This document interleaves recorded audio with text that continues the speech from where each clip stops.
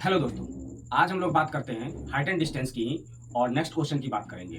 पहले क्वेश्चन पढ़ेंगे, समझेंगे, फिर फिगर बनाएंगे और फिर सॉल्व करेंगे। चलिए तो देखते हैं क्या कह रहा है क्वेश्चन। सुनिए, कह रहा है कि a kite is flying at a height of 60 metre above the ground.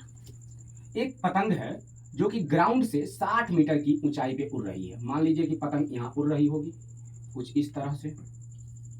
अब उड़ाइए पतंग, ठीक है, और हम देखेंगे। ठीक, ये कितना ऊंचाई पे होगी? 60 मीटर की ऊंचाई पे होगी। बहुत बढ़िया। The string attached to the kite is temporally tied to the up to a point on the ground. इसकी जो स्ट्रिंग मतलब होता है डोरी, इसकी जो डोरी है ना, डोरी ग्राउंड के किसी पॉइंट से क्या है, अटैच है। मान लीजिए ये डोरी रही होगी, ये डोरी रही होगी, ठीक।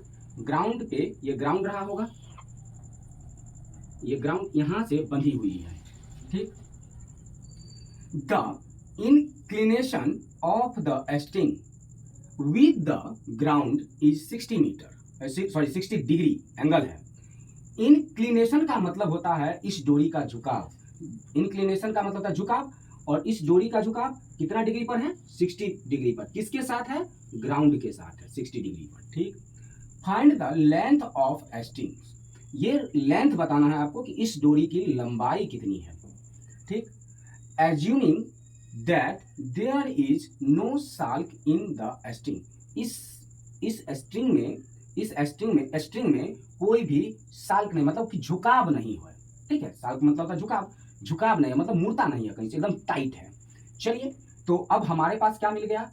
हमारे पास ये मिल गया, ये क्या है? तो परपेंडिकुलर है, ये बेस है और ये हाइपोटेनस है। जो डोरी है, जो स्ट्रिंग है, ये क्या है? डोरी। और ये निकालनी है आपको कि ये कितनी लंबाई की होगी। अब बताइए कि आप कौन सा ट्रिग्नोमेट्री रेशियो लगाइएगा जिसमें ये भी आता हो, हाइपोटेनस भी, और परपेंडिकुलर आता हो। तो ऐसा है ट्रिग्नोमेट्री रेशियो साइन, और साइन 60 डिग्री एंगल जितना बना वो रख दीजिए, और इसमें जो वैल्यू होता है वो रख दीजिए। तो यहाँ पे 60 मीटर है ही आपके पास, और आपको ये लेंथ हम मान लेते हैं h है, तो h आप निकाल लीजिए, या कुछ भी मान सकते हैं, l भी मान सकते हैं, मानने में कोई प्रॉब्लम नहीं है। साइन 60 का वैल्यू डालिए, तो √3/2 इक्वल टू 60/h। हम मान लिए कि ये जो लेंथ होगी वो कितनी होगी? h होगी। ये हाइपोटेनियस भी इसको कहते हैं, तो वही हमको निकालना है। अब चेक कीजिए, अब इसको बाय क्रॉस कीजिए। बाय क्रॉस कीजिएगा तो क्या मिलेगा? 120 इक्वल टू h√3 मिलेगा। h आपको चाहिए, और h चाहिए तो ये √3, और इधर आ जाएगा 120/√3, इधर h बच जाएगा। अब ऐसे तो इसको छोड़ नहीं सकते हैं, क्या करना पड़ेगा? रेशनलाइज करना पड़ेगा, पहले की तरह रेशनलाइज करना पड़ेगा। 120√3/√3 इंटू √3, इधर हो जाएगा h। अब करिएगा इसको तो क्या मिलेगा? 120√3/3। कट कीजिए, कट कीजिए, 3 चौके 12, कट गया। कितना आएगा? आंसर आएगा आपको 40√3। ये क्या हो गया? ये हो गया लेंथ ऑफ द स्ट्रिंग। तो ऐसे करके हम क्वेश्चन का आंसर निकाल सकते हैं।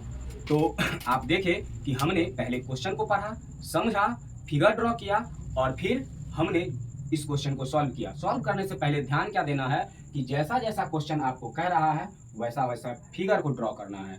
क्वेश्चन सब कुछ दिया रहता है, खाली आपको उसके अकॉर्डिंग चलना होता है। फिगर बनाइए, जो वैल्यू नहीं दिया है उसको आप लेट कर लीजिए, नहीं भी लेट कीजिएगा तो फिगर, ये जो फिगर बनाइएगा उसका नाम रख लीजिए।